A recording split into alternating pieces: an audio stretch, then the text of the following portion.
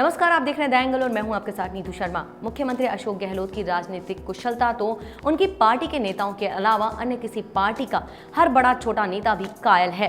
इसकी वजह यह है कि राजनीति में कई बार ऐसे मौके आए हैं जब राजनीति के जादूगर कहलाने वाले इस गांधीवादी नेता ने स्थितियों को कुछ इस तरह पलट दिया कि जिसकी किसी ने कल्पना भी नहीं की। अब ऐसी ही बानगी एक बार फिर राज्यसभा चुनाव को लेकर देखने को मिली है। राजनीति के जादूगर यूं ही नहीं कहे जाते सीएम गहलोत। जानते हैं किसी भी परिस्थिति को अपने अनुकूल बनाना। अब तक कई दिग्गजों को चटा चुके हैं धूल। पार्टी नेताओं का भी नहीं होता गहलोत की रणनीति का अनुमान। विधायकों की खरीद फरोख्त की सुगबुगाहट के साथ ही करवाई बाड़ाबंदी। फिर एक एक कर सभी असंतुष्ट विधायकों को साधा।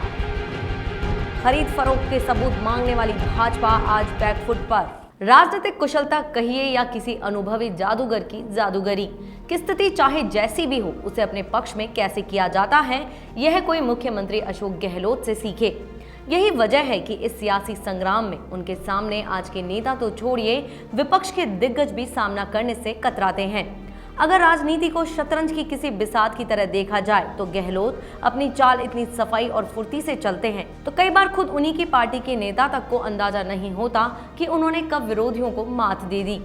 पिछले दिनों जैसे ही राज्यसभा चुनाव की तारीख घोषित होते ही विधायकों की खरीद फरोख्त की सुगबुगाहट होने लगी तो उन्होंने तुरंत ही अपने समर्थक विधायकों की बाड़ाबंदी करवा दी, बल्कि इसकी शिकायत एसीबी और एसओजी को भी कर दी।